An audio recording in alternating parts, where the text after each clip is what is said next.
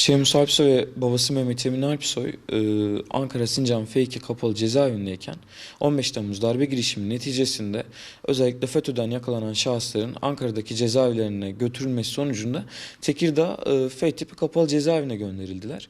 Şemus Alpsoy Tekirdağ gittiğinden bu yana bir kısım rahatsızlıklarının olduğunu zaten hem ailesine hem bizlere belirtiyordu görüşlerimizde. Cezaevi yönetimi özellikle Şemus Alpsoy'un bu ağrıları neticesinde hastaneye gitme taleplerini genellikle reddetti ve orada çok ciddi şekilde revirde bir yoğunluk var. Neredeyse revire çıkmak için 14 gün 15 gün beklemek zorunda kalıyorsunuz. Şemus Alpsoy da bunun kurbanı oldu ve hem hastaneye götürülmedi hem revire götürülürken çok ciddi ihmallerle karşılaştı. Bunun neticesinde çok ciddi sancılar yaşıyordu. Bu sancılarla beraber kendisinin babasının defalarca kapıyı tekmelemesi sonucunda bir gece acillik oldu artık ve bu şekilde hastaneye götürüldü. Tomografileri çekildi. Tekrar bu sonuçların doktora gösterilmesi gerekiyorken maalesef kendisine nezaret eden, kendisinin yanında bulunan kişilerin, görevlilerin bu sonuçları doktora göstermemesi bir kısım tanıların geç konmasına sebep oldu ve yaklaşık bir ay sonrasında tekrardan sancıları yoğunlaştı Şemus Alpsoy'un. Bununla beraber tekrardan acile götürülmek zorunda bırakıldı.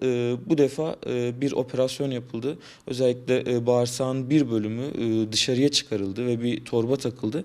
Bunun neticesinde kolonoskopi ve diğer işlemlerle beraber doktorlar artık kolon kanseri teşhisini koydular. Tabii bu aşamaya gelene kadar Şemus Alpsoy hem dediğim gibi hem bize hem ailesine defalarca kez çok sık sancı yaşadığını, cezaevi yönetiminin kendisini hastaneye götürmediğini, bununla beraber revire de çıkamadığını belirtiyordu.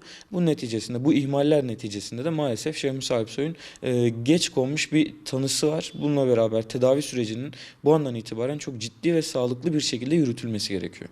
Şemus Alpsoy'a kolon kanseri teşhisi kondu. Maalesef kolon kanseri çok ağır kanser türlerinden bir tanesi. Bundan ötürü de tam teşekküllü bir hastanede kendisinin tedavisine devam edilmesi gerekiyor.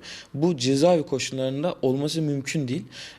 Özellikle bazı hastanelerde mahkum koğuşu denilen bu tür mahkumların, tutukluların kalmış olduğu, tedavi için kalmış olduğu ortamlar var. Bunlar dahi şu anda Şemus Alpsoy'un tedavisinin gerçekleşmesi için açıkçası çok fazla dezenfekte yerler değil, çok steril ortamlar değil. Bu yüzden Şemus Alpsoy'un bir an önce infazının durdurulması ve kendisinin tam teşekküllü bir hastanede tedavi altına alınması gerekiyor. Tekirdağ cezaevinin özelliğini bilmiyorum fakat özellikle müvekkillerimin yaşamış oldukları sıkıntıların bizzat şahidiyim.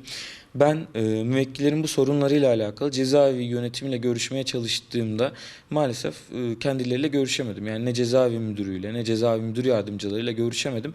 Ancak normal infaz koruma memurları benimle muhatap oldular ve söylediğim hiçbir şeyin ya da hiçbir talebimin yerine ulaşmadığına da eminim. Yine müvekkiller hiçbir şekilde idareden kimseyle görüşemediler 6 ay boyunca. Yazmış oldukları hiçbir dilekçeye ne evrak kayıt numarası ne de bir cevap gelmedi. Bununla beraber şu acıyı da ifade edeyim. Müvekkillerim bana bayram tebriği göndermişler. Yaklaşık 50 kişi benimle beraber 50 kişiye bayram tebriği göndermişler posta puluyla beraber ve bu tebriklerin hiçbiri dahi yerlerine ulaşmamış ki bu bile cezaevi yönetiminin müvekkillerin göndermiş oldukları bir takım bayram tebriklerini, mektupları dahi yerine ulaştırmadığını gösteriyor. Bunlar bizzat benim müvekkillerimin ifadeleri, onlara dayanarak söylüyorum ki hem sağlık alanında hem diğer alanlarda maalesef Tekirdağ cezaevinin çok ciddi ihmalleri olduğunu görüyoruz. Bu konuda yasal takipçisi olacağız. Müvekkillerin beyanları doğrultusunda hakkımızı hukuk mercilerinde arayacağız.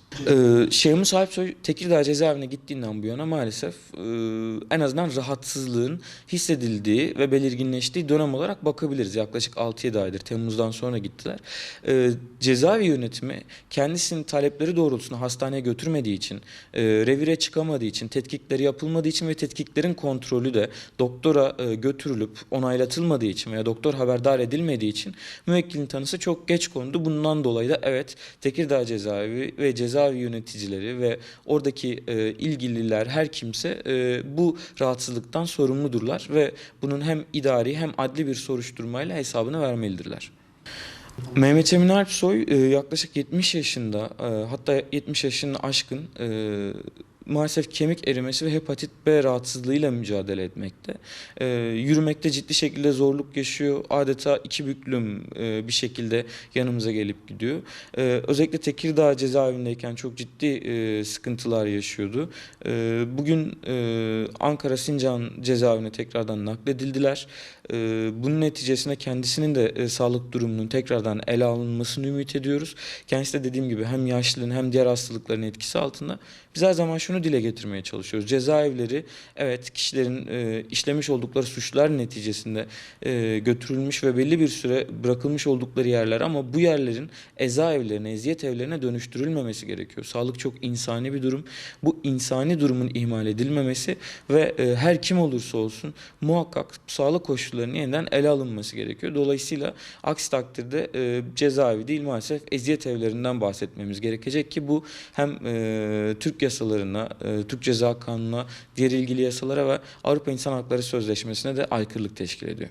Ceza Muhakemesi Kanunu ilgili maddelerinde özellikle bir hakimin veya savcının suç işlemesi sonucunda o davanın yeniden görülebileceğine ilişkin hükümler var.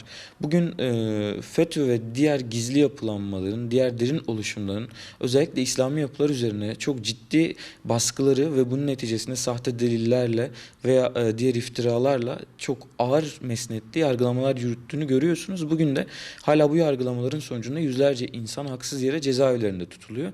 28 Şubat döneminde de bu şekilde on binlerce insan soruşturulduğunu ve haklarında bir takım terör örgütlerine müzahir olmaları iddiasıyla koşturma yapıldığına şahit olduk. Şimdi bugün özellikle adli merciler veya siyasi merciler bu yargılamaların aslında ne kadar sahte delillerle veya iftiralarla yapıldığını çok ciddi görecek. Özellikle 2000 civarında hakim ve savcının görevden alınması bunun aslında en büyük kanıtı.